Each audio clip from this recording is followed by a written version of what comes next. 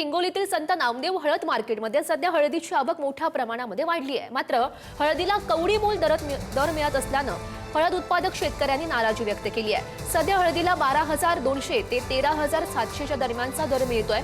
त्यामुळे हळद उत्पादक शेतकऱ्यांच्या चिंतेमध्ये वाढ झाली आहे। हळदीला दर वाढवून देण्यात यावा अशी मागणी आता शेतकरी करतायत। काश तुटवड्याचा परिणाम जो आहे तो हळदीच्या बाजारपेठेवर झालेला आहे। आपण बघतोय, आपण हिंगोलीच्या हळद मार्केटमध्ये आहोत। आपण पाहू शकता या ठिकाणी जे आहे तर ही हाराशी होण्याच्या प्रतीक्षेमध्ये असलेली हळद आहे।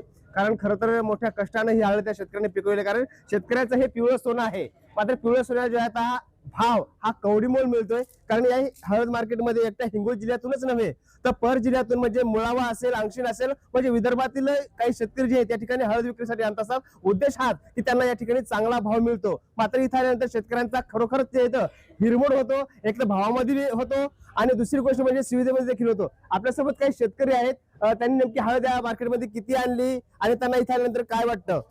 काका मला सांगा, तुम्ही कुठून आलात, हळद किती आणली या ठिकाणी विक्रीसाठी? जिल्ह्यातून आलो, 17 क्विंटल हळद आणली, पण डब्याचे भाव 16,600 तर इथं सध्या 14, 13.5, 12.5 अशी चालली।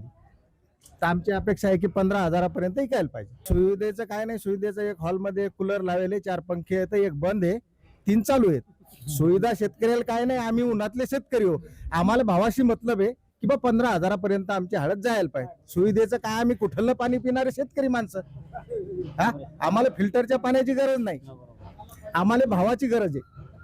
बाकी आम्ही इथं झोपणार बाहेरच, मच्छरानं किती चावलं त्याचं काय वाटत नाही आम्हाला, पण भावानं कापलं की जरा दुःख होते।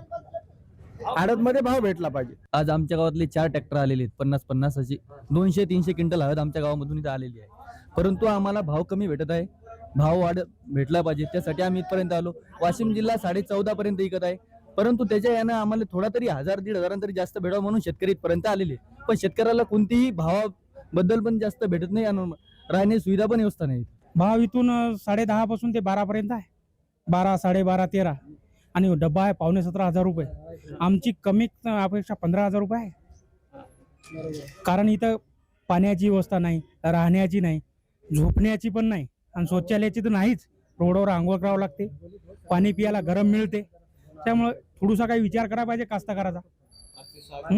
कमीत कमी 6 दिवस झाले आम्हाला इथे येऊन। सत्तावीस हिंगोली।